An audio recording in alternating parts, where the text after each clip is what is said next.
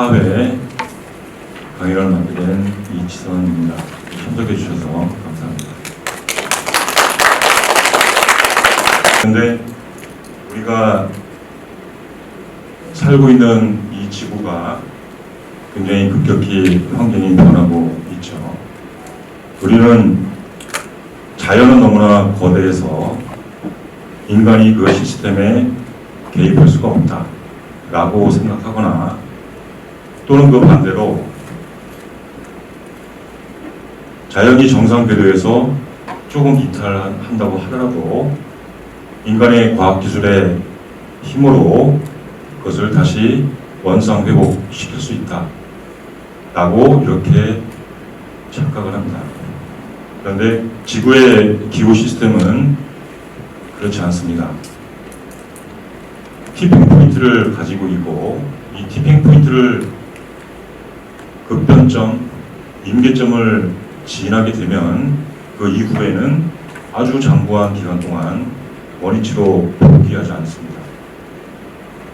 이러한 점이 과학자들에게 의해서 밝혀졌고, 또한 지구의 역사에서 수차례 반복되었던 일입니다. 그런데 지금 지구의 기후가 티핑 포인트에 다가가고 있는 것 아닌가 라고 하는 그런 우려가 있고, 올해 3월 달에 UN 환경 계획이 티핑 포인트에 대해서 심각하게 언급을 했습니다. 저는 기후 시스템에 티핑 포인트가 존재한다는 사실을 과학자들의 논문을 통해서 한 5년 전쯤에 알게 되었고요. 그것이 UN 환경 계획이 얘기하고 있는 영구 동토층의 해동과 메탄의 방출이라고 하는 그러한 내용입니다.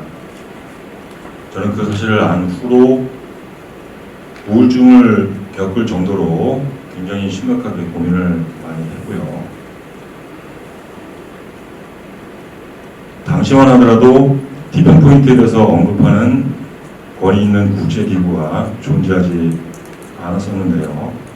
올해 유엔 환경계획의 공식적인 발표는 우리에게 얼마나 기후 위기가 급박하게 닥치고 있는지 그것을 증명하고 있다고 생각을 합니다.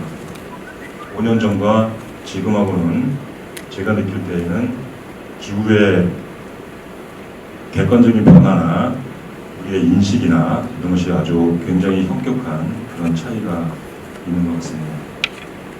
그래서 오늘의 주된 내용은요, 그 지구 기후의 티핑 포인트에 대해서 이렇게 말씀을 드릴 것이고요.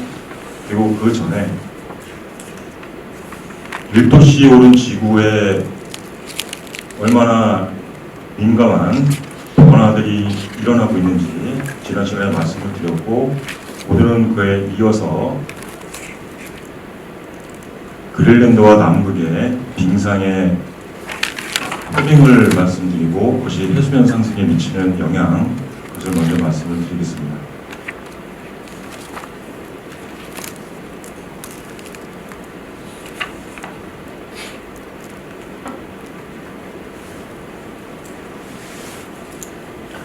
이 도면을 보시면요, 35,000년 전부터 현재 일기까지 해수면의 변화를 나타내주는 그래프입니다. 그래서 3만 년 전부터 해서 대략 1만 9천 년 전까지 빙하가 굉장히 많았던 시대이고요. 특히 2만 1000년쯤 전에 그때는 빙하가 굉장히 많은 양이 있었어요. 그래서 그것을 마지막 빙하 최성기라고 부릅니다. 그때는 지금보다 수면이 130m 정도 낮았었죠. 그럼 그만큼의 물은 어디 있었냐면 대륙의 빙하 형태로, 빙상 형태로 존재하고 있었습니다. 그래서 유럽 대륙 전역 그리고 북미 대륙 전역을 빙상이 덮고 있었죠. 그러다가 19,000년 전 정도부터 해서 그 빙상이 녹기 시작합니다. 대략 8,000년 전쯤까지 빙상이 계속 녹고 해수면이 계속 상승을 하죠. 평균 벽면에 1.3m 정도 상승하는 속도로 해동이 진행이 됩니다. 그래서 저 기간 동안에는 해수면이 계속 상승을 하기 때문에 사람들은 정주하거나 또는 농사를 지을 수가 없었겠죠. 예를 들어서 평화강의 경우에 평화강의 하류 해안선이 지금보다 500km 정도 동쪽에 있었고요. 매년 60m 정도씩 바닷물이 내륙으로 밀려 들어갔습니다. 그런 조건에서는 삼각주가 형성이 될 수가 없죠. 그리고 당연히 농사를 지을 수가 없고, 그러니까 매년 60m씩 뒤로 이사를 가야 되니까, 그래서 그 당시에는 농사를 지을 수가 없는 거죠. 그래서 이 대홍수, 대범람의 시대가 끝나고 8,000년 전쯤에 해수면이 안정이 되면서 삼각주 지역을 중심으로 해서 고대 문명이 탄생을 하고 농업혁명이 시작이 되는 겁니다. 그때 있었던 빙하 최전성기에 있었던 얼음의 양은 지금의 한 3배 정도 됩니다. 그래서 3분의 2 정도는 녹아서 없어졌고요. 3분의 1 정도는 지금 지구에 남아 있습니다. 두 군데 있죠. 하나는 남극이고 하나는 그린랜드에 있습니다. 그리고 이 빙하의 양은 그린랜드와 남극의 빙하가 전부 다 녹을 경우에 해수면은 75m 정도 상승을 합니다. 그래서 20세기에 상승한 해수면의 높이, 그것은 16cm이죠. 그래서 16cm라고 하는 숫자가 아주 굉장히 미미해서 해안가에 사는 사람들도 느끼지 못할 정도일 수 있습니다. 그런데 그것이 상당히 장기간 지속된다거나 또는 더 급속히 녹는다거나, 그래서 해수면이 몇 미터 상승한다 라고 하면 그것은 인력에 굉장히 큰 위협이 될 수 있죠. 그래서 남극 빙하와 그린랜드 빙하의 추이를 유심히 살펴보는 일은 굉장히 중요한 일입니다.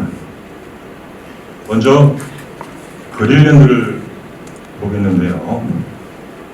좌측은 그린랜드의 지형 도면입니다. 그린랜드는 한반도 면적의 한 10배 정도 되고요. 그리고 얼음의 두께는 3,000m 정도, 가장 높은 것이 그렇습니다. 그래서 중앙에 가장 높은 곳으로부터 시작을 해서 해안가 쪽으로 경사지면서 얼음의 두께가 점점 얇아지는 이런 모습을 띠고 있고요. 그리고 그린랜드 빙상이 전부 다 녹을 경우에 해수면은 10m 정도 상승을 합니다. 그래서 우측이 단면도로 생각을 하시면 되는데, 이 빙상이 어떻게 행동하는지 그걸 잠깐 설명을 드리겠습니다. 먼저 빙상이라고 하는 것은 영어로 아이스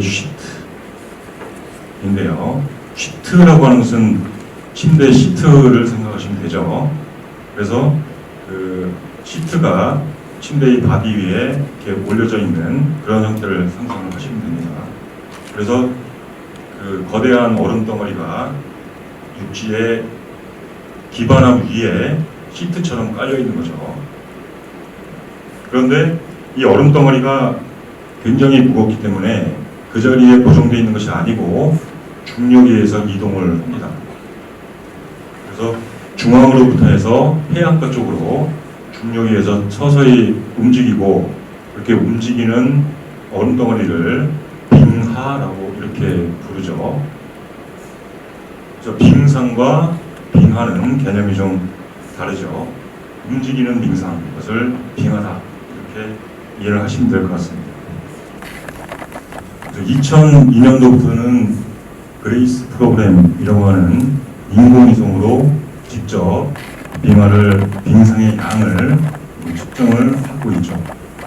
그런데 근래 그린란드 기온이 여름에는 5도 정도 올랐고 겨울에는 2도 정도 올랐습니다.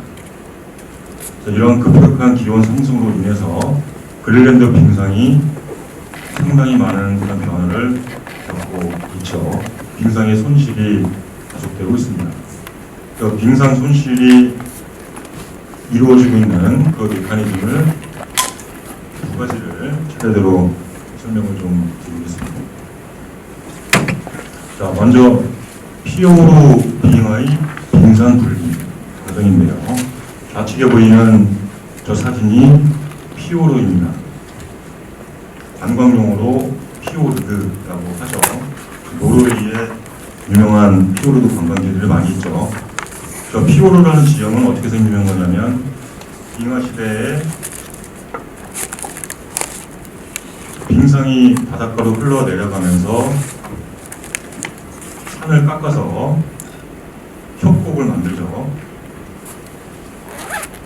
그래서 저 협곡 사이를 빙하가 타고 흘러내려와서 얼음으로 채우고 있는 것입니다. 노르웨이 관광지에서 보이는 피오르드들은 바닷물이 얼음 대신 채우고 있는 형태죠. 그린란드에는 저런 피오르가 190개 정도 있고요. 그래서 정상으로부터 바닷가 쪽으로 이동하는 그런 피오르가 180개 정도 있습니다. 그런데 우측의 그 50도를 보시면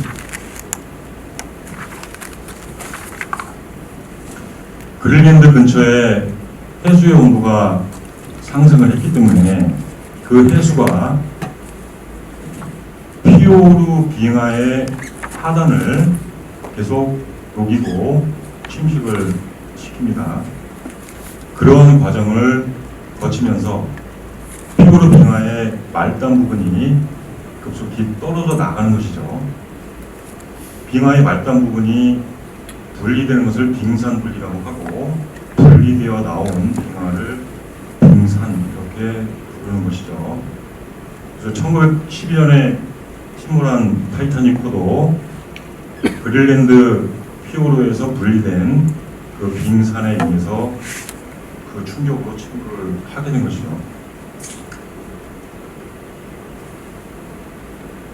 그래서 해안가에 도달한 그런 빙하들이 따뜻해진 해수에 의해서 녹는 이런 과정이 빙상 손실 메커니즘의 첫 번째입니다. 자, 그 다음에 두 번째 메커니즘인데요. 빙상 표면의 질량 수지 적자입니다. 빙상 표면의 질량 수지라고 하는 것은 어떤 것이냐면 그린란드 이 표면의 강수가 주로 눈의 형태로 내려서 쌓이겠죠. 이것이 축적되는 양이고, 반면에 그 표면이 녹아서 물로 돼가지고 바닷가로 흘러나가는 이러한 감소량이 있겠죠. 축적되는 양 마이너스 감소되는 양, 빙하 표면에서 이루어지는 그것을 질량 수지라고 이렇게 표현을 합니다. 그래서 축적되는 양이 더 많으면 그럼 질량 수지가 플러스이다 이렇게 말을 하고, 그 다음에 감소되는 양이 더 많으면 마이너스이다 이렇게 말을 하는 것이죠. 그런데 2010년대 이후에 그린란드 질량 수지가 급격하게 적자로 이렇게 되고 있죠. 그 표면의 빙상이 녹아서 이렇게 물로 바뀌어가지고 바다로 돌아가는 그러한 그 경로가 크게 두 가지가 있는데요. 하나는 그린랜드 빙상 융해수 협곡 사진에서 보시듯이 빙상의 표면에 거대한 강들이 형성이 돼서 이 강들이 표면의 물 흐름을 따라서 바다까지 이동을 하는 겁니다. 이런 경로가 있고, 또 하나의 경로는 빙상 표면의 융해수가 크레바스 틈으로 해서 빙하의 하단까지 내려가서 바닥을 타고 해안까지 도달하는 이런 경로가 있죠. 크레바스라고 하는 것은 빙하가 움직일 때 위에서 받는 힘하고 밑에서 받는 힘하고 다르기 때문에 조금씩 균열이 생기죠. 그 표면에 균열이 생긴 틈을 타고 그 물이 내려가면서 그 크레바스 틈이 점점 더 커지고, 이런 방식으로 2000m 아래로 물이 떨어지는 것입니다. 이런 두 가지 경로를 해서 표면에 물이 유실되고 있는 것이죠. 그래서 2010년 이후에는 그린랜드 빙상 표면의 70%가 표면의 해빙에 의해서 발생하고 있습니다. 그러면 그린랜드의 빙상의 미래는 어떠할 것인지, 이 점에 대해서 몇 가지 연구가 있는데요. IPCC가 2013년에 발간한 5차 평가 보고서, 여기에서 이야기하고 있는 것은 그린랜드 빙상이 임계점에 도달할 수 있고 그 후에는 영구적으로 사라질 것이다 라고 하는 이런 보고를 냈습니다.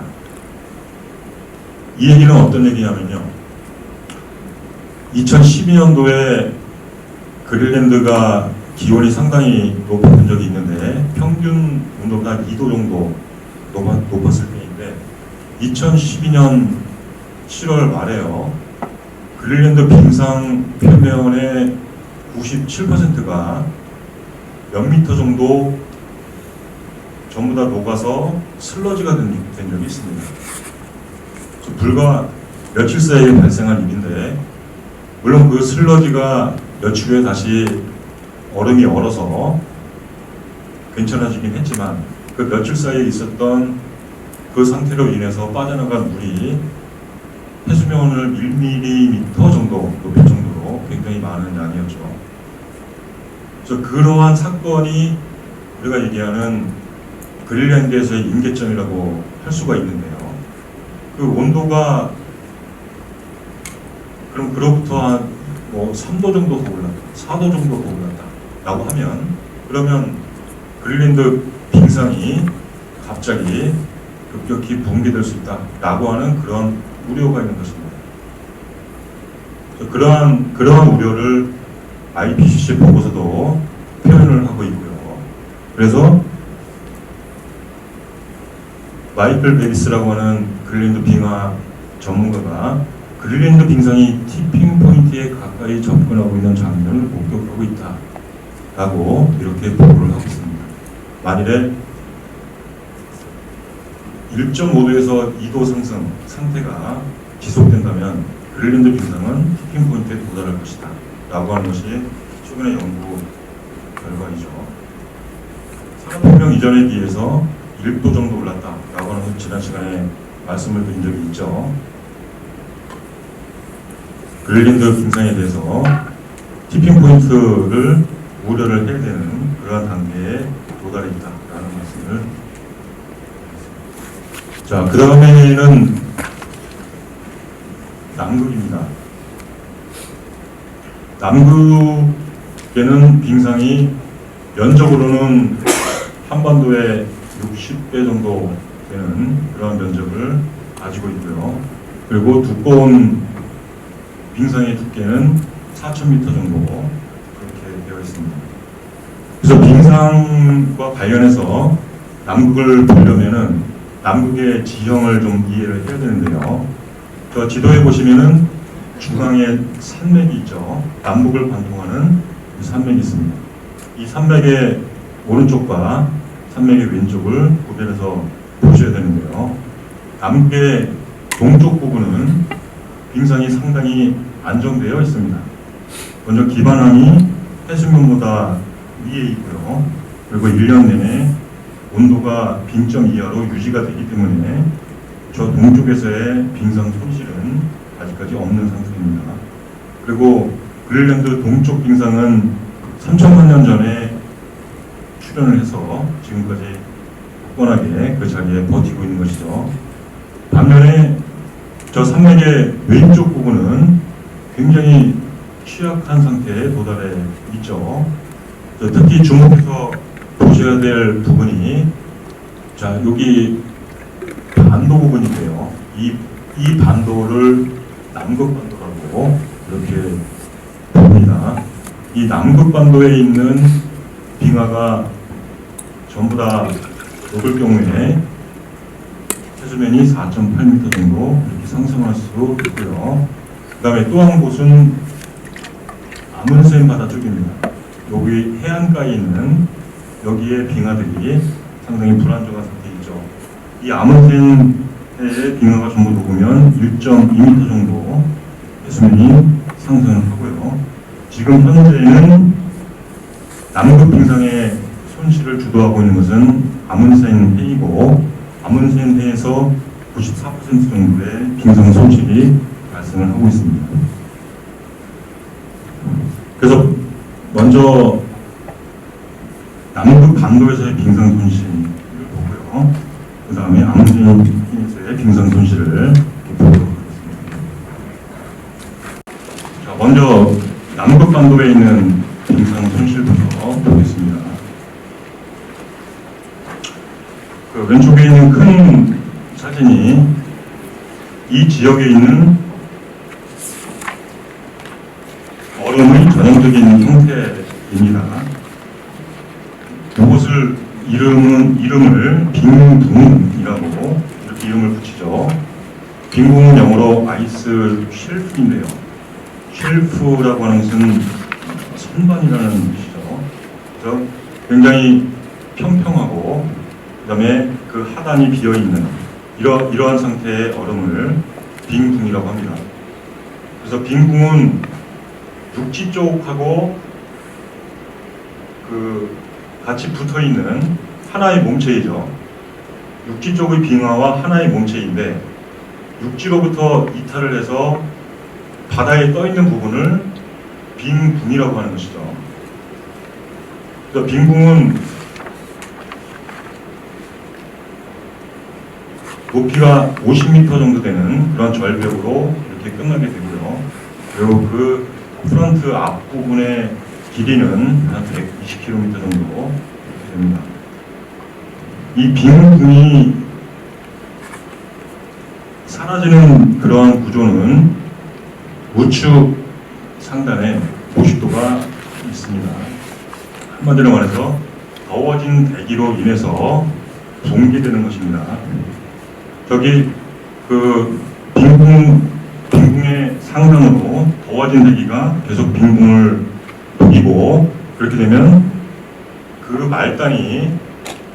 말단이 역시 빙산 분리가 발생하게 되죠. 그래서 말단으로부터 해서 빙산 분리가 진행되면서 빙붕의 손실이 지속이 되는 겁니다. 그런데 저 빙붕의 그 굉장히 중요한 역할이 어떤 거냐면 빙붕이 댐 역할을 한다는 거죠. 댐 역할 그리고 지지대 역할을 합니다. 어떠한 역할이냐 하면 저 빙붕이 존재함으로 인해서 육지 쪽에 있는 빙하가 바다 쪽으로 쏠려 들어가는 것을 막고 있는 거죠. 그런데 만일에 저 빙붕이 무너지게 되면 내륙 쪽에 있는 빙하가 바다 쪽으로 훨씬 더 급격히 이렇게 밀려 들어오게 되겠죠. 그러한 지지대 역할이 굉장히 큰 그런 역할을 하고 있습니다. 그래서 이러한 지지대 역할을 보여주는 그런 사건이 2002년도에 있었는데요. 이 빙하가 그 이름이 라르센 B 빙붕이라고 하는 것이죠. 이 라르센 B 빙붕이 그 서울시 면적의 한 5배 정도 되는 그러한 빙붕인데 이것이 2002년도 1월 달에 갑자기 붕괴가 됐습니다. 그리고 나서 한 2개월쯤 있다가 그 밑에 있는 사진처럼 상단에 있는 그 빙하가 그 빈자리로 몰려 들어와서 다시 바다를 채운 모습이죠. 그럼 이거는 무슨 얘기냐면 빙붕이 사라질수록 상부로부터의 빙하가 계속 몰려 들어오고 그 빙상이 소멸되는 그런 속도가 점점 빨라지는 것이다 라고 하는 것을 라르센 B 빙붕의 붕괴로부터 알 수 있는 것이죠. 그리고 2017년에는 라르센 C 빙붕도 붕괴가 됐습니다.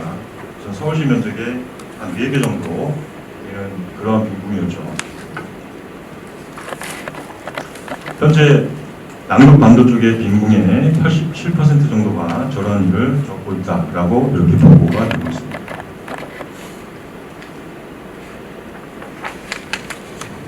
그 다음에는 아문센해 지역을 보겠습니다.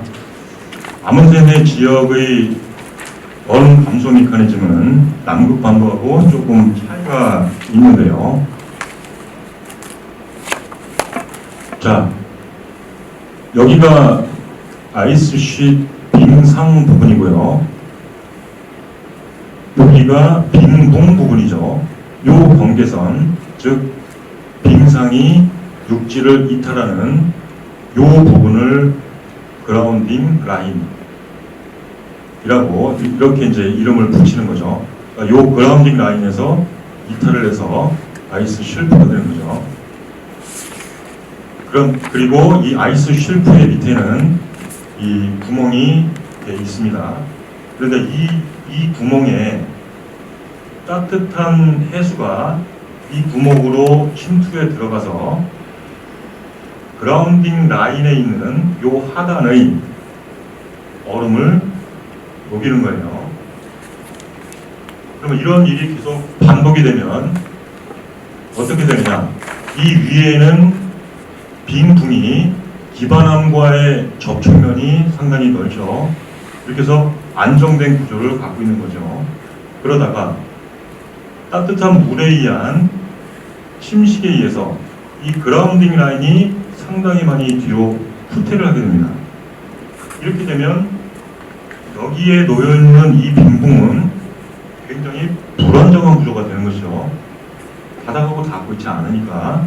그런데 이 지역의 빙붕들에서 그라운딩 라인이 상당히 급속히 후퇴를 하고 있습니다. 예를 들어서 파인 아일랜드에 있는 빙하의 그라운딩 라인 지반선은 20년 사이에 30km 정도 이렇게 내륙 쪽으로 후퇴를 했다는 거죠.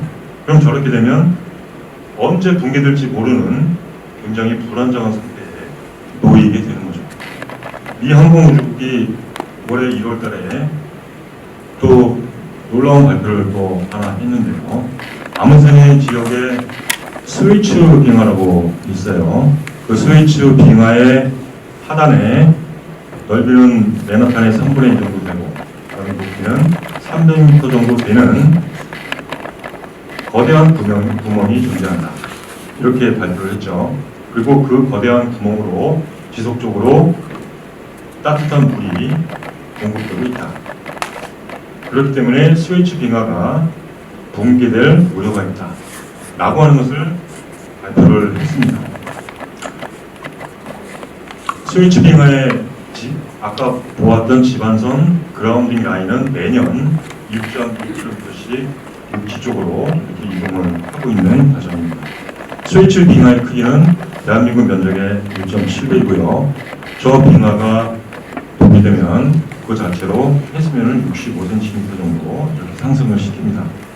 그리고 스위치 빙하가 지지대 역할을 하고 있던 그 주변의 다른 빙하까지 연쇄적으로 무너질 수 있고 이렇게 되면 2.4m 정도 해수면이 올라가십니다. 이것이 올해 초 나사의 보고입니다. 사실은 그린랜드 빙상과 남극 빙상은 굉장히 안정되어 있어서 해수면 상승에 별로 영향이 없을 것이다 라고 하는 것이 오랜 기간에 과학자들의 보고였는데 남극 빙상은 앞서 보셨듯이 상당히 그 취약한 구조가 프로세스가 진행이 되고 있죠. 그래서 과거에 평가했던 그 해수면 상승의 전망치가 지금은 재평가되어야 한다라고 하는 것이 빙상 전문가들의 그러한 의견입니다. 그래서 먼저 그 IPCC 보고서를 보면요, 인류가 지금처럼 살아간다면, 지금처럼 온실가스를 배출한다면 21세기 말까지 해수면이 얼마나 오를 것이냐 라는 점에 대해서 전망하기를, 2013년에 나온 5차 보고서죠, 50cm에서 1m 정도 오를 것이다 이렇게 전망을 했었어요. 그러면 이것이 어떠한 영향을 미치느냐 하면, 일단은 50cm 상승할 경우에 해안 지역이 침수가 될 수가 있죠. 그리고 투발로라든가 이런 섬이 잠길 수가 있죠. 그런데 그것뿐만이 아니고 해발고도 10m 그 밑에 사는 그런 사람들이 상당히 영향을 받습니다. 제일 영향을 많이 받는 게 어떤 측면이냐면 담수가, 그러니까 민물이 해수에 의해서 오염된다는 얘기죠. 그렇게 되면 식수가 부족해지고 그 다음에 농사지을 물이 없는 거죠. 이거는 굉장히 직접적인 그런 타격을 받기 때문에 계산을 해보면 한 지역, 예를 들어서 나일강 삼각주 지대에만 보면 농경지 1,800제곱킬로미터가 침수되고 380만 명이 경작지를 잃는다. 이게 50cm 상승했을 때의 결과입니다. 그런데 좀 전에 말씀드렸듯이 남극 빙상, 그린란드 빙상의 손실 속도에 대해서 저평가되어 왔다 라고 해서 빙하학자들이 올해 4월 달에 다시 보고서를 냈어요. 그 결과는 2m 상승할 수 있다 라고 하는 내용이죠. 2m 상승하게 되면 180만 제곱미터의 육지가 침수되고 1억 8,700만 명이 이주해야 한다 라고 하는 것입니다. 네, 이상이 그린란드와 남극 빙상의 급격한 손실과 그로 인한 해수면 상승의 전망에 관한 이야기입니다. 그다음에 북극으로 가보겠습니다. 북극은 기후 변화로 인한 영향을 그 어느 지역보다 가장 심하게 받는 곳이고, 그리고 북극의 바다 얼음의 감소로 인한 파급 효과가 지구 그 어느 곳보다 어마어마하게 큰 그러한 지역이기 때문에 이 지역은 각별히 유심히 살펴볼 필요가 있고요. 그래서 전반부에서는 북극 바다 얼음의 해빙에 관해서 다루고, 후반부에서는 그로 인한 연쇄 효과, 파급 효과, 티핑 포인트에 대해서 말씀을 드리도록 하겠습니다.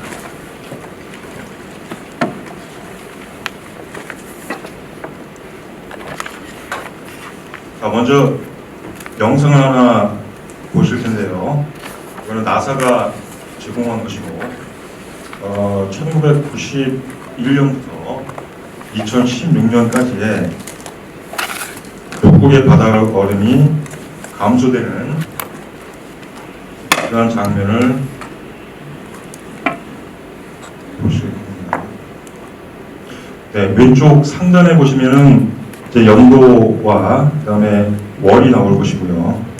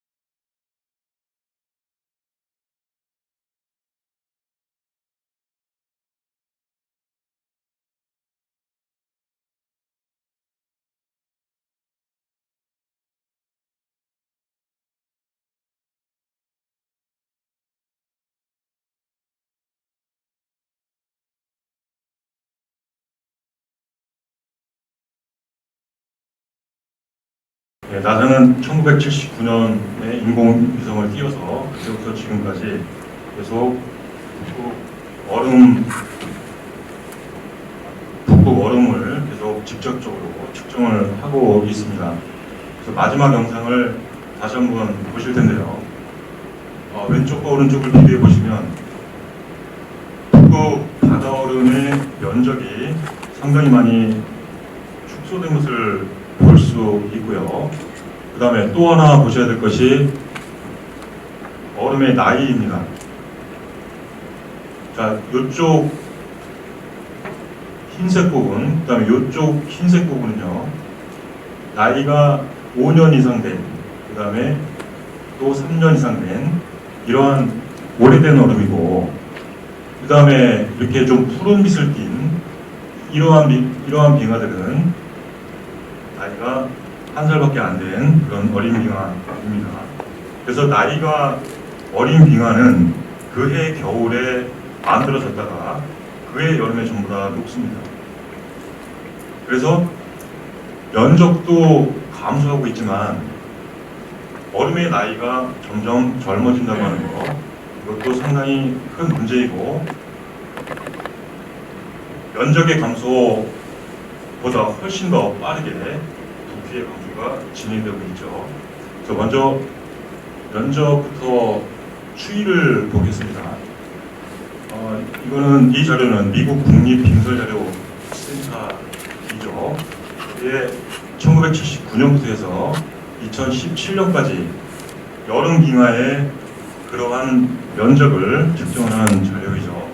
북극은 겨울이 끝나는 4월 정도에 빙하량이 가장 많고, 그 다음에 여름이 끝나는 9월경에 얼음의 양이 가장 적죠. 그래서 얼음의 양이 가장 적은 9월달에 측정한 그러한 양을 그래프로 표기를 한 것입니다. 그래서 지금까지 면적이 가장 적었던 해는 2012년도이죠. 1979년, 80년과 2012년을 비교를 해보면 면적이 거의 절반 정도로 이렇게 줄어들었다는 것을 확인할 수 있습니다. 그리고 이 그래프에서 우리가 또 눈여겨볼 대목은 얼음의 양이 면적이 직선적으로 이렇게 감소하지 않고 위로 올라갔다가 내려갔다가 오락가락하면서 경향적으로 내려간다 라는 점도 이렇게 눈여겨보실 필요가 있습니다. 이 말씀을 왜 드리냐면 여기 2012년 이전에 면적이 가장 작았던 그 해가 2007년도인데요. 2007년도에 면적이 가장 작았다가 다시 면적이 조금 회복이 됩니다. 이 기간에 뭐가 진행되고 있었냐면 기후변화 부정론자들이 2007년 이후에 빙하가 회복되는 모습을 보면서 자연은 자정 능력이 있기 때문에 다시 복구 중이다. 기후변화는 거짓말이다. 라고 하는 이야기를 저걸 가지고 굉장히 많이 써먹었던 때이죠. 근데 보시다시피 2012년도에 다시 이렇게 대폭적으로 줄어들었기 때문에 기후변화 부정론의 논거가 하나 사라졌다고 보시면 되겠죠. 이것이 면적이고요. 아까 말씀드렸지만 얼음의 나이의 분포입니다. 맨 위에 있는 것이 파란색이 1년짜리 얼음이고요. 그 다음에 이 밑에 있는 것이 4년 이상 된 얼음이죠. 여기로부터 여기로 쭉 진행돼 가면서 1년짜리의 어린 얼음이 비중이 굉장히 많이 늘어났고 4년 이상 된 두꺼운 빙하가 거의 소멸됐다라고 하는 것을 이렇게 확인할 수가 있죠. 그래서 1979년과 2012년의 부피를 비교를 해보면 이때하고 이때하고 부피를 비교해보면 80% 정도가 사라졌다라고 하는 것을 저것을 보고 확인을 할 수가 있겠죠. 자, 그래서 이거는 북극해 해빙 예측 모델이죠. 그것도 오르락 내리락 하면서 경향적으로 감소하고 있다라고 하는 것을 이거를 확인을 할 수가 있습니다. 그 다음에 그래프는 과학자들이 죽음의 나선이라고 부르는 그러한 그래프인데요.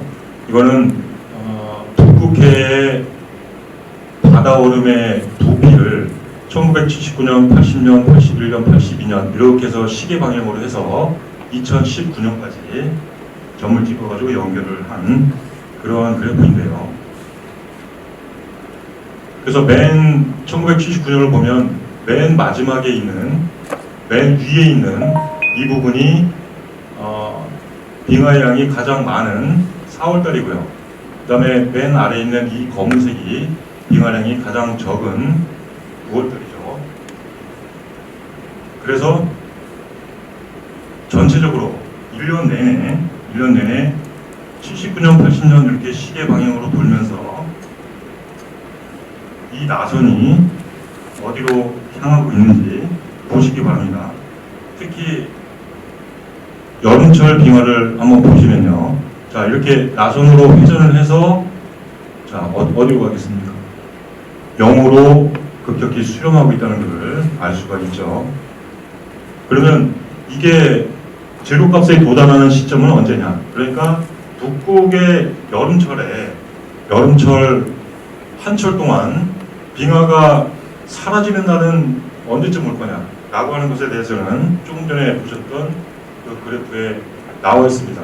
자, 이게 부피의 전망치인데요. 제로가 되는 시점이 이게 2020년이고요. 이게 2025년이죠. 어떤 모델은 2023년 무렵이고 어떤 모델은 2025년보다 조금 더 가요. 이렇게 돼 있죠.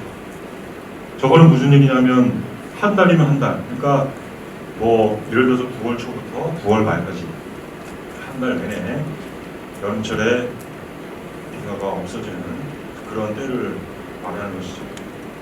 그러니까 10년 내로 북극에 한 달 내내 얼음이 없는 그런 날이 오게 될 겁니다.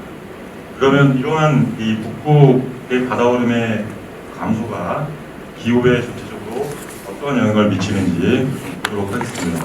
그래서 그거를 위해서 세 가지 점을 좀 공부하고 갈 텐데요.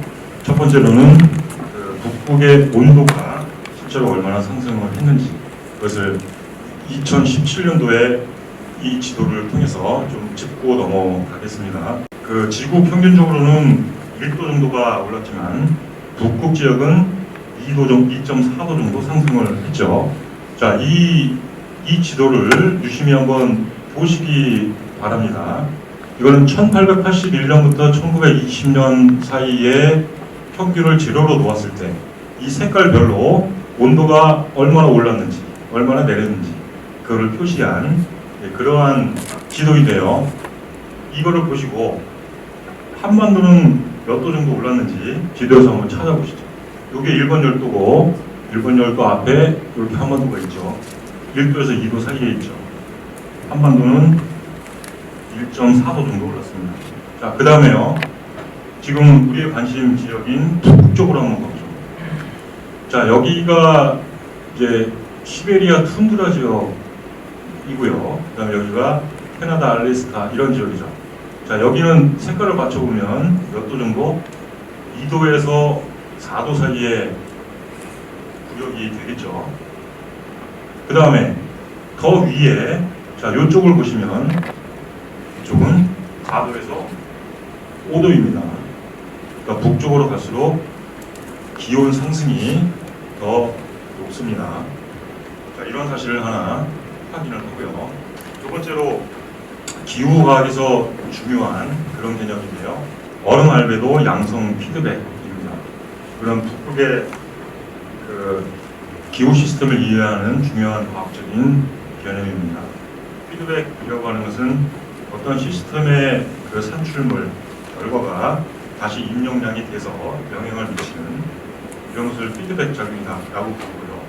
그 다음에 양성 피드백이라고 하는 것은 한마디로 말해서 증폭작용을 하는 그런 피드백이죠. 음성 피드백은 감축작용을 하는 그런 피드백이죠. 북극에서 특히 중요한 것은 얼음 알베도 피드백입니다. 알베도라고 하는 것은 간단히 말해서 반사율이죠. 그러니까 얼음하고 반사율 사이에 이 피드백 작용, 북극의 기후를 이해하는 그런 포인트가 되겠습니다. 어떤 얘기냐면 처음에 이 기온이 상승하게 되면 그러면 얼음이 많이 더 녹겠죠. 그 얼음이 녹게 되면은 그 자리에 어두운 색깔의 바다가 드러나겠죠. 그럼 얼음이 양이 줄어들면 줄어들수록 바다가 태양 에너지를 흡수하는 그 양이 점점 많아지겠죠. 그래서 방금 내린 눈은 알베도, 즉 반사율이 0.9 정도 되고요. 그리고 녹고 있는 그러한 얼음은 0.4까지 내려가야 합니다. 반면에 이 바다는 에너지의 흡수율이 50%에서 90% 정도 이렇게 되는 거죠. 그러면 얼음이 녹으면 녹을수록 어두운 색깔의 바다가 더 많이 나타나고 그 바다가 태양 에너지를 더 많이 흡수하고 그래서 기온을 더욱 올리고 이러한 양의 피드백 작용이 북극에서 계속 반복돼서 일어나고 있는 겁니다. 그것이 조금 전에 보셨던 북극 지역의 온난화 정도가 다른 지구 평균보다 훨씬 높은 그런 원인이죠. 그 다음에는 아까 말로 설명드렸던 티핑 포인트라고 하는 개념인데요. 티핑 포인트라는 것은 어떤 현상이 처음에는 아주 미미하게 진행되다가 어느 순간 분폭을 넘어서 균형이 깨지고 예기치 못한 일이 발생하는 급변점이다. 이렇게 설명할 수가 있습니다. 지구 시스템에는 티핑 포인트가 있고 이를 넘어서게 되면 롤러코스터처럼 급격하게 변합니다. 장구한 기간 동안 시스템은 종전으로 돌아가는 이런 것이 티핑 포인트입니다.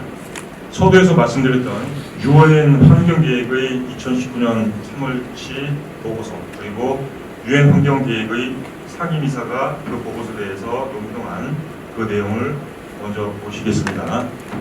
자, 첫 번째로 북극 온도의 급상승은 이제 피할 수 없다. 두 번째로 2015년 파리 협정의 목표대로 기온 상승을 산업혁명 이전에 비해 2도씨 이내로 막더라도 북극의 온도는 금세기 중반까지 3도 오를 것이고 금세기 말까지 5도에서 9도 오를 것이다. 그리고 세 번째로 북극의 가열로 인해 영구동토층이 해동됨으로써 강력한 온실가스인 메탄이 대기로 주입될 것이고 다시 온난화의 폭주로 이어질 것이다. 이것은 기후 시스템의 티핑 포인트 방아쇠를 당기는 것이다. 이 보고서에 대해서 조이스 홍슈와 상임이사가 이렇게 논평을 했죠. 북극에서 발생하는 일은 북극에 그치지 않는다. 티핑 포인트를 피하기 위해서 지금 바로 더욱 긴급한 기후행동이 필요하다. 우리 행성은 우리가 처음 생각했던 것보다 훨씬 더 나쁜 것이다. 여기서 우리가 기억해야 되는 단어는 티핑 포인트, 그 다음에 영구 동토층의 해동, 그리고 메탄. 이 세 가지 단어를 기억을 하셔야 합니다. 그러니까 UN을 포함해서 권위 있는 국제기구가 이 세 단어를 사용한 것은 제가 알기로는 처음이에요. 과학자들은 오래전부터 이 얘기를 해왔고 그런데 IPCC 보고서는 메탄 방출, 영구동토층의 해동 이 점에 대해서 기후변화 평가 보고서나 또는 기후변화 시나리오나 일체 반영을 안 해왔습니다. 그런 점이 지금처럼 기후가 악화되는데 상당히 많은 기여를 했다고 저는 생각합니다. 이러한 저평가 때문에 우리의 행동을 늦추고 우리의 행동을 더욱 급진적으로 해야 됨에도 불구하고 우리가 미적거리는 그러한 단초를 제공한 것이 아닌가. IPCC 보고서가 그리고 나서 2019년에 들어서 비로소 티핑 포인트를 국제기구와 논의를 하기 시작했다라는 것을 제가 말씀을 드리고요.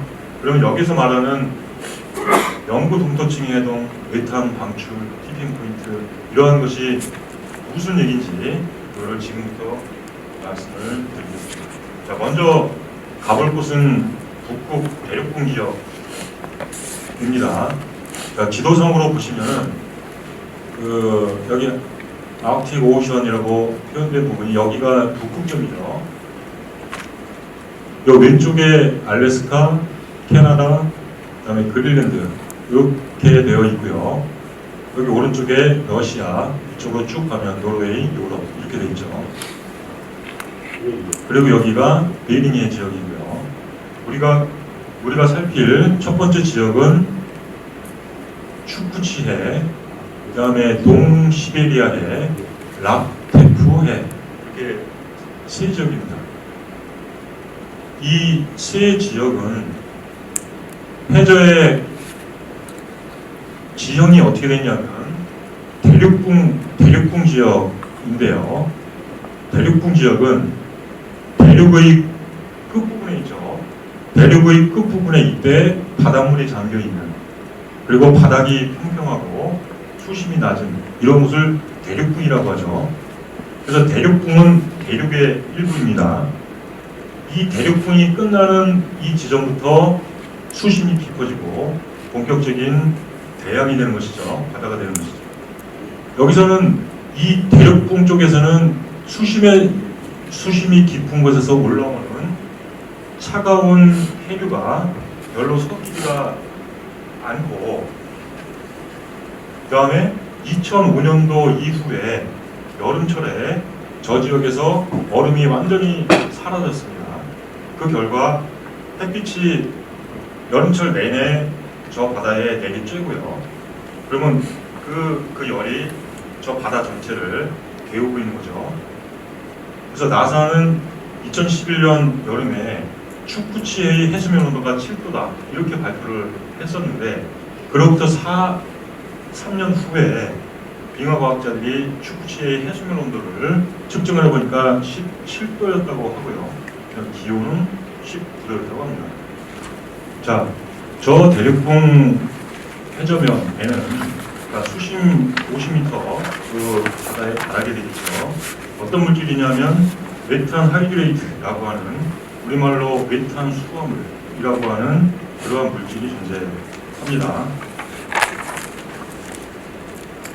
이 물질은 그 메탄 가스가 얼음 결정 속에 박혀 있는 그러한 구조이죠. 그래서 왼쪽 사진은 메탄 하이드레이트를 해저에서 캐낸 그러한 상태이고, 그리고 오른쪽 사진은 메탄 하이드레이트에 불을 붙이면 이게 불이 붙죠. 그래서 불타는 얼음이다 라고 하는 그런 별명을 갖고 있습니다. 그래서 메탄 수화물은 온도가 오르게 되면 얼음이 녹으면 그 안에 갇혀있던 메탄 가스가 이렇게 밖으로 방출이 되겠죠. 메탄 가스는 강력한 온실기체입니다. 온실 효과가 이산화탄소하고 비교를 해보면 20년 동안은 CO2의 84배이고 100년 동안 평균은 25배 정도 됩니다. 그래서 현재 대기 중에 메탄의 함유량은 이산화탄소의 200분의 1 정도밖에 안 되는데, 그로 인한 온실 효과는 이산화탄소의 25%입니다. 저렇게 미량의 기체가 강력한 온실 효과를 발휘하고 있다라는 것이죠. 자, 그런데 문제는 저 북극 대륙붕 지역에서 메탄 방출이 시작됐다라고 하는 것이 문제입니다. 저 사진은 지하에 있던, 그러니까 해저에 있던 메탄 수화물의 얼음 결정이 녹아서 메탄 가스가 기둥처럼 그 밖으로 분출되어 나오고 있는 그러한 장면을 촬영한 사진이죠. 그래서 이 문제를 샤쿠바라고 하는 러시아 과학자가 그 팀이 5년 동안 측정을 했으면 했죠. 저 대륙붕 바다 쪽에 5,000개 정도의 포인트에 측정 장치를 설치를 해서 5년 동안 메탄가스의 농도를 측정을 했습니다. 그래서 2010년에 네이처에 발표를 했는데요. 그 연구 결과를 보면은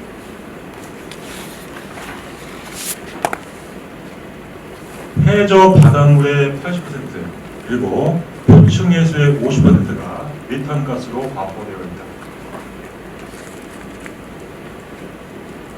그 다음에 그 지역의 메탄가스의 농도는 지구 평균 농도의 9배 정도 있다. 라는 것이 그 논문의 요지입니다. 그러니까 북극 대륙붕의 해저에 가라앉아 있는 메탄 수돗물에서 얼음 결정이 녹고 메탄가스가 분출되기 시작했다. 라고 하는 것이 저 논문의 결론이고요. 그러면은 이게 대륙붕에 있는 메탄의 양이 얼마나 되는지 그것도 저 팀이 그 논문에 발표를 했는데요. 동시베리아 북극 대륙붕에 저장된 탄소량은 1,400기가톤입니다. 1,400기가톤이라고 얘기를 했어요. 먼저 그 기가톤이 얼마냐면 15톤을 얘기를 하는 거죠. 그러니까 데이터 쓸 때 기가 단위로 쓰죠. 그 기가가 10의 9제곱 10억이고요. 현재 대기 중에 있는 이산화탄소와 메탄의 형태로 존재하는 탄소량은 830기가톤입니다. 우리에게 친숙한 그런 단위를 표현하자면 8,300억 톤이죠. 산업혁명 이전에는 대기 중에 360기가톤이 있었고 산업혁명 이후에 대기로 유입된 탄소량이 470기가톤입니다. 그러면 한번 비교를 해보시죠. 470기가톤이 주로 이산화탄소의 형태로 대기 중에 분출이 됐어요. 그런데 동시베리아 해에 있는 1,400기가톤이 예를 들어서 메탄 형태로 방출된다라고 하면 20년 동안은 1,400기가톤 곱하기 84를 해야 되는 거죠.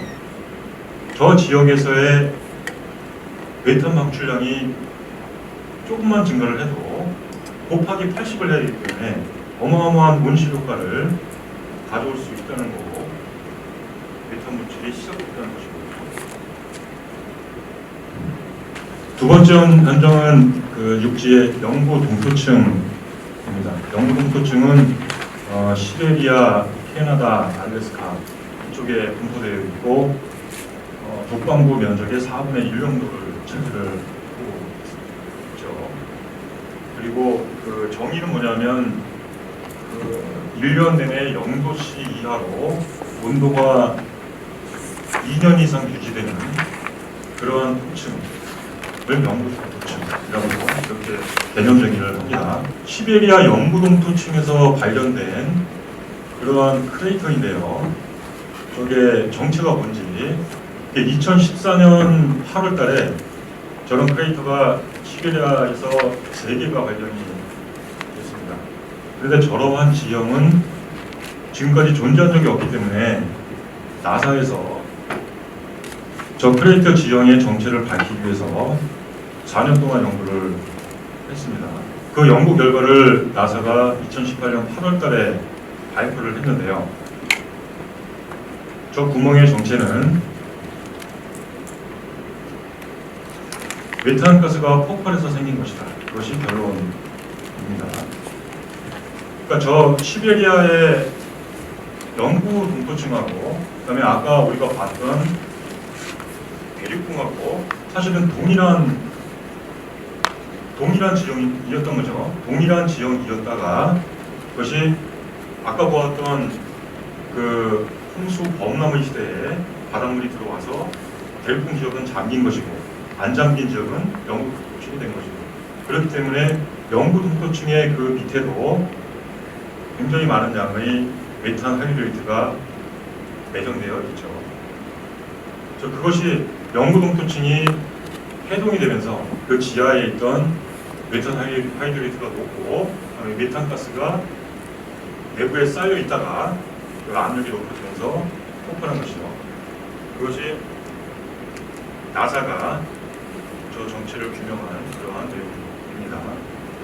그런데 영구 동토층이 언제 해동될 것인지 그 점에 대해서 과학자들이 그동안 얘기를 했던 것은 적어도 몇백 년은 해동되지 않고 안전할 것이다. 이게 그동안의 보고서 내용이었는데 저 연구를 이끌었던 나사의 크레이터를 조사한 나사의 앤서니 박사가 이렇게 얘기를 하죠. 영구 동토층이 탄소를 대량으로 배출하기까지 200~300년씩 기다릴 필요가 없다. 그리고 우리 아이들이 생일 동안 탄소 배출은 늘어날 것이다. 몇십 년 안에 탄소 배출은 절정에 달할 것이다.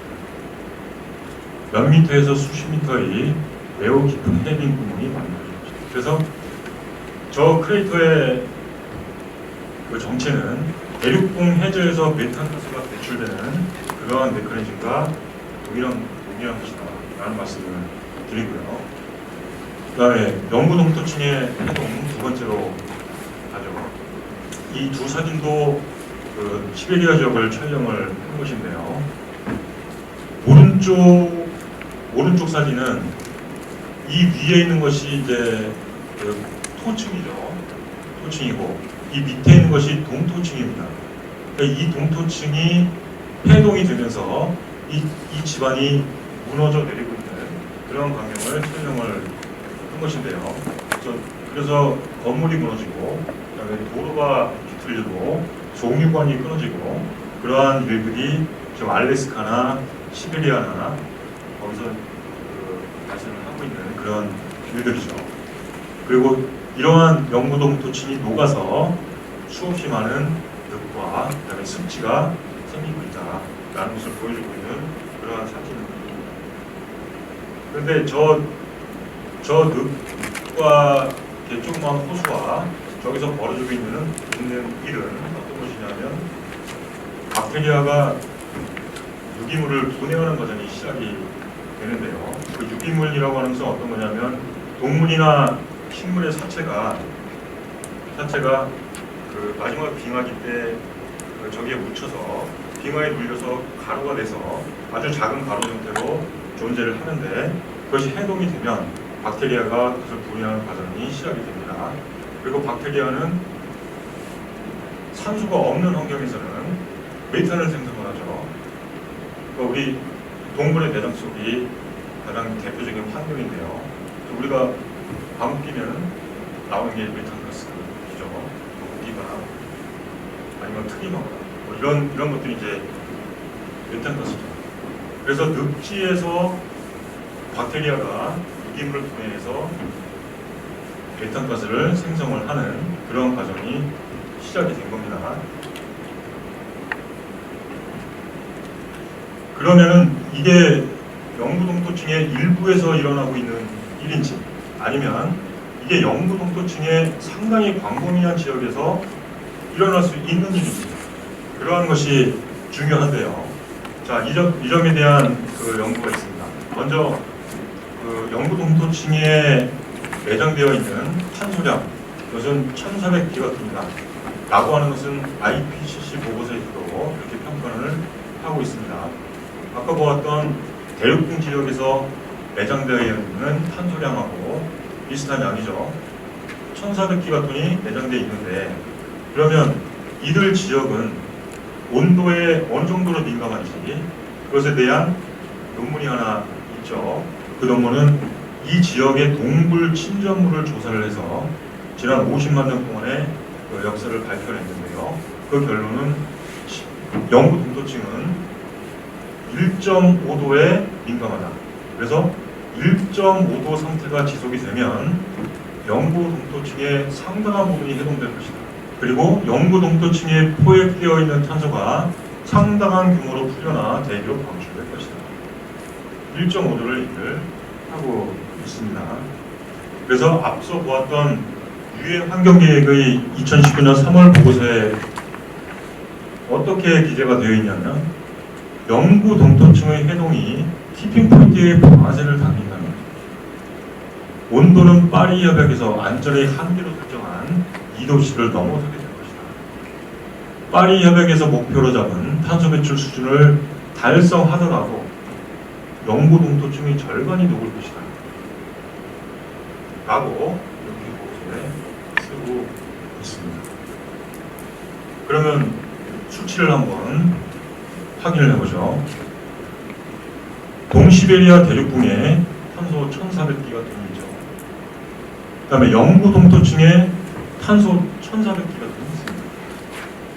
그리고 인류가 아직 덜 캔 화석연료에 3,000기가톤이 있습니다. 모두 합치면 6,000기가톤 정도 되죠. 인류가 산업혁명 이후에 대기로 배출한 탄소는 470기가톤입니다. 470기가톤이 1도를 올렸죠. 그럼 6,000기가톤이 대기로 나오면 얼마나 더 오르겠습니까? 더군다나 그 중에 3,000기가톤은 메탄의 형태로 나오게 되는 것입니다. 이러한 점이 우리가 정말로 두려워해야 될 그러한 대목입니다. 그래서 온실가스 배출로 인한 그러한 기후변화 문제가 심상치 않다. 과학자들이 이렇게 판단을 해서 그럼 지구의 과거의 역사에서 지금과 유사한 그러한 사례가 있었는지 그거를 조사를 하기 시작했고, 그리고 가장 유사한 그때는 지금으로부터 5,500만 년 전에 팔레오세와 에오세, 즉 신생대 초기에 팔레오세와 에오세 사이에 있었던 극한 온난화 시기가 있습니다. 그래서 이 시기를 PTM이라고 부르죠. 자, 여기가 지금 현재고요. 1,000만 년, 2,000만 년 중에서 6,000만 년 전이고 6,000만 년 전과 5,000만 년 전, 이 사이에 5,500만 년 전, 여기에 PTM이 있죠. 이거는 템퍼러처 온도입니다. 이 시기에 갑자기 온도가 5도에서 9도 정도 이렇게 상승을 했고요. 북극점 근처 해수욕 온도는 23도, 기온은 25도에 달했다고 합니다. 이때의 대기 중 이산화탄소의 농도는 1000에서 1700ppm 정도 됐다. 그리고 대기로 배출된 탄소량, 이 점에 대해서는 논란이 좀 있습니다만 3000기가톤 정도 이렇게 된다라고 이렇게 보고 있습니다. 그래서 이때는 열대에서는 바다고라든가 또는 메타슬카이어 이런 것들이 전부 다 북극으로 이주를 해서, 그래서 걔네들 화석이 북극에서 발견이 되죠. 이 막대한 양의 탄소가 어디에서 공급됐을까? 라는 점에 대해서 일단 두 가지 의견이 제출돼 있어요. 하나는 뭐냐면 메탄 하이드레이트에서 공급이 됐다 라는 것이 하나의 의견이고, 또 하나는 막대한 화산 폭발이 있었다 라고 하는 것이 또 하나의 의견입니다. 현재는 전자를 지지하는 합성이 훨씬 더 많아요. 메탄으로부터 공급된 것이다 라는 것이죠. 1000에서 1700ppm, 지금 우리가 414ppm 정도 되는 것이죠. 그리고 학자에 따라서는 인류가 1000ppm도 넘었을 것이다 라고 하는, 이렇게 말하는 학자들도 있어요. 근데 3000기가톤 정도가 대기에 존재하게 되면 어쨌든 1000에서 1700ppm 정도 이렇게 이산화탄소의 농도가 될 것이고, 기온은 5도에서 9도 정도 오를 것이다. 이것이 그 과거의 역사에서 본 그런 교훈이죠. 그럼 그때 PTM 시기하고 지금하고 비교를 해보면 지금이 그때보다 훨씬 더 상황이 안 좋습니다. 왜냐하면 PTM기에는 저 탄소의 농도가 오른 것이 1만 년에 걸친, 그래도 꽤 오랜 시간에 걸쳐서 일어난 사건이죠. 그런데 지금은 굉장히 빠르죠. 그러니까 탄소가 증가되는 속도가 PTM기보다 30배 정도나 더 빠릅니다. 아직 메탄 방출이 시작도 안 됐는데 화석연료 연소만 해서 PTM 시기보다 30배나 더 빠르죠. 그리고 이렇게 되면은 생물들이 북쪽으로 이주할 그럴 시간이 없기 때문에 그런 멸종으로 이어지는 거죠. PTM 시기에는 이 멸종의 정도가 그렇게 크지는 않았었는데요. 해양 생물의 50% 정도밖에 멸종을 안 했거든요.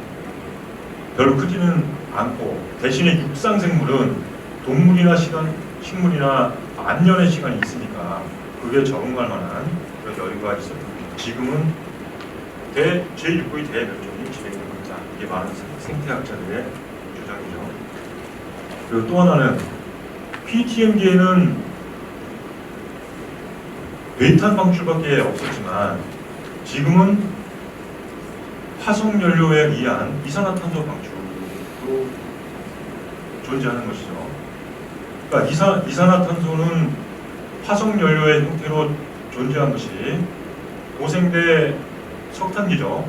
고생대 석탄기 한 3억 5천만 년 전에 어마어마한 탄소가 그러니까 석탄의 형태로 땅속에 매장이 돼서 탄소가 완전히 병리되어 있었던 것이죠. 그 탄소가 지상으로 나와서 연소가 되고 그러한 자연적 과정은 존재하지 않습니다. 그러니까 석탄, 석유의 형태로 있는 그 탄소를 캔에서 연소시킬 수 있는 건 그건 인류밖에 없죠. 그러니까 3억 5천만 년 동안 화석연료의 형태로 있던 이산화탄소를 우리가 캐서 대기로다가 보내고 있는 것이죠. 이거는 PTM기에는 존재하지 않았던 일입니다. 네, 그래서 요약하자면 지금 이산화탄소의 배출이 470기가톤인데요. 그로 인해서 온도가 상승을 했고 그 상승된 온도가 매장되어 있던 메탄 하이드레이트를 녹여서 그로부터 메탄의 방출을 시작했다. 메탄 방출이 시작되었다. 그리고 우리가 알고 있는 규모에서 해동되기 시작한 그리고 조만간 해동될 그러한 탄소가 대륙붕의 1400기가톤, 그다음에 시베리아 영구동소층의 1400기가톤입니다. 그리고 화석연료 형태로 3000기가톤입니다. 합치면 6000기가톤이죠. 그 6000기가톤이 방출되는 것은 470기가톤을 우리가 캐서 태우고 있기 때문입니다. 그래서 석탄, 석유 같은 화석연료, 그 다음에 메탄 하이드레이트 이것이 동시에 대기로 분출되는 사태라고 하는 것은 적어도 3억 5천만 년 동안 없었던 일입니다. 그것이 지금 우리가 인류가 겪어야 되는 그런 일이 되는 것이죠.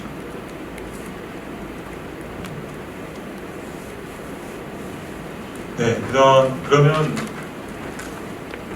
우리가 안전하게 살려면 문명이 정상적으로 유지되려면 대기 중에 온실가스의 농도를 어느 정도로 감축시켜야 됩니다.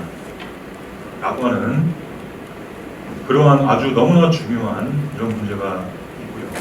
이 문제를 규명한 최초의 역사적인 논문이 2008년에 제출이 됐죠.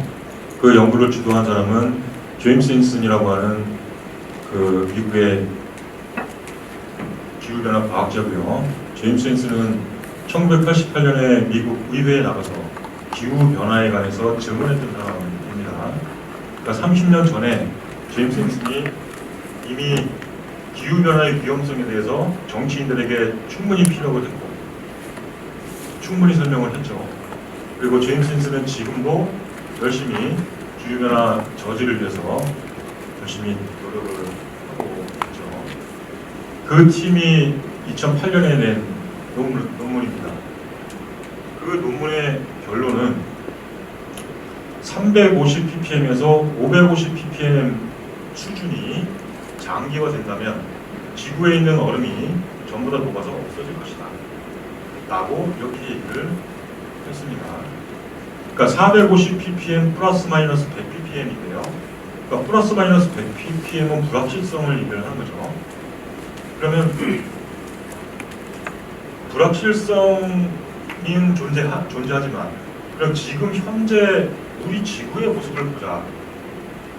그때는 400 ppm에 도달하기 전입니다.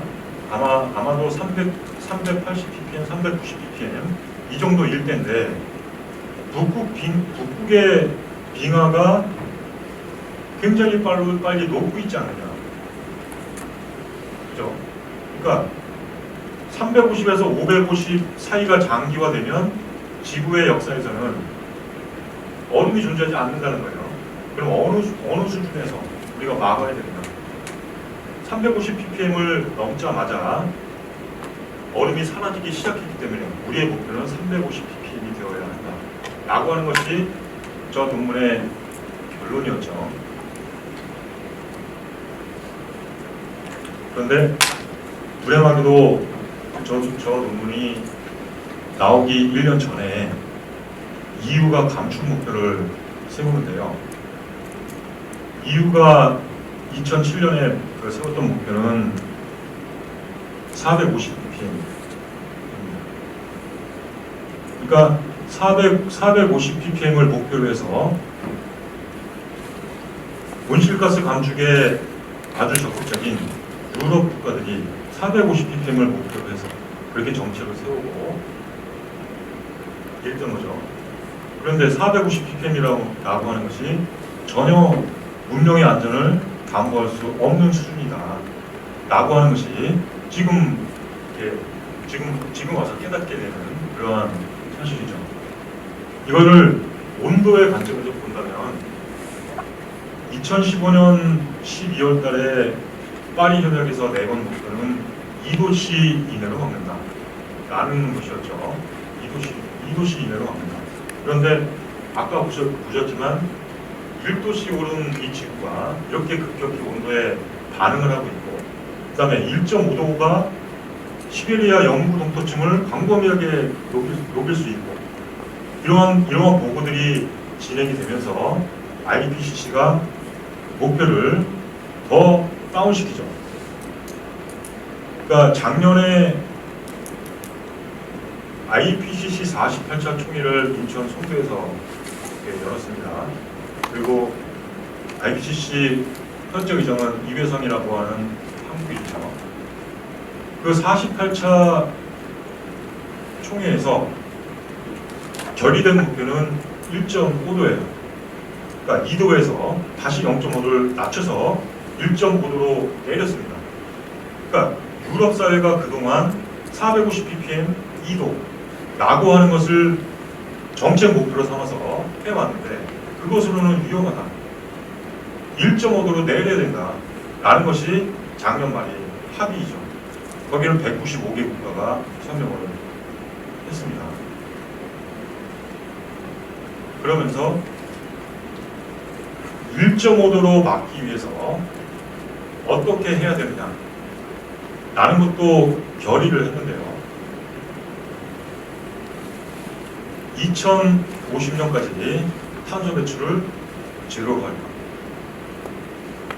그 다음에 2030년까지 탄소 배출을 45% 줄일 것. 플러스 대기 중에 나와 있는 이산화탄소를 포집해서 바닷가에 묻을 것. 이렇게 세 가지 했습니다.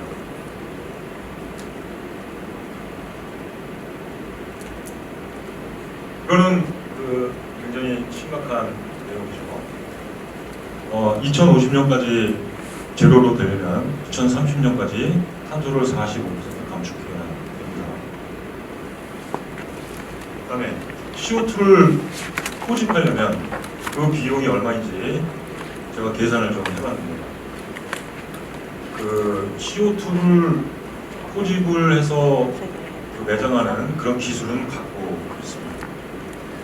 그리고 훨씬 더 전에 석탄 화력 발전소에서 이산화탄소를 포집해서 매장하는 그런 기술은 훨씬 더 전에 개발이 되어 있었죠.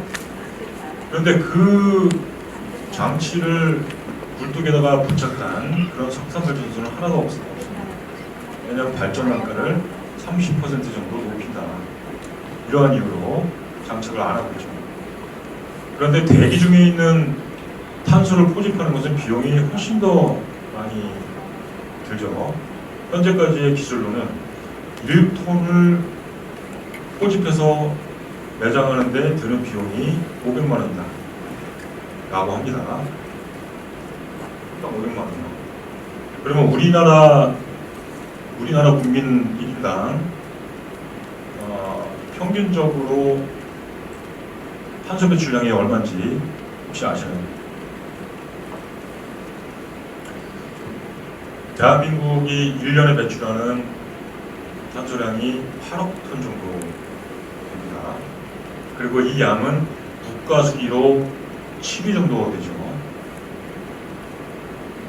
이거를 1인당 배출량으로 환산하게 되면 어떻게 됩니까?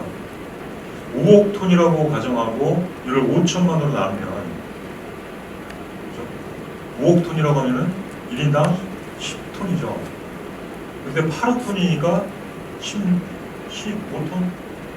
10톤이라고 가정하고 이렇게 계산하고 해보시죠. 톤당 500만 원이라고 했으니까 10톤이면 5천만 원이죠. 탄소세를 매긴다라고 하면 1인당 1년에 5천만 원. 온실가스의 농도 증가하고 있습니다. 기온 상승의 원인은 온실가스의 농도가 증가하고 있기 때문입니다. 아니면 태양 복사에너지 증가 때문입니다. 기후변화 부정론자들이 저 뒤에 거를 증명하기 위해서 어마어마한 노력을 기울였죠. 그 중에 하나가 태양의 흑점 활동의 변화입니다. 태양의 흑점이 시꺼매지면 거기로부터 날아오는 복사에너지가 증가하기 때문에 그것이 지구를 덮인 것이다 라는 가설을 세워놓고 굉장히 많은 노력을 했습니다만 인과관계를 밝힐 수 없다 라고 하는 것이 결론이에요. 온실가스 농도 증가 말고 저 기온 상승을 설명할 수 있는 그런 다른 방법이 없습니다. 그리고 지구의 궤도 변화는 장기적으로 볼 때 빙하기로 가고 있는 시기이지 뜨거워지는 시기가 아닙니다. 세 번째로, 온실가스 농도 증가는 인간의 활동 때문인가? 아니면 자연적 과정인가? 만일에 자연적 과정이다.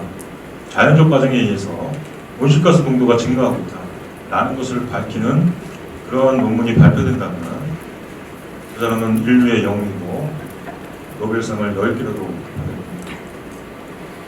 온실가스의 농도가 증가하면 자연적 과정을 증명한 그러한 논문은 전혀 존재하지 않습니다.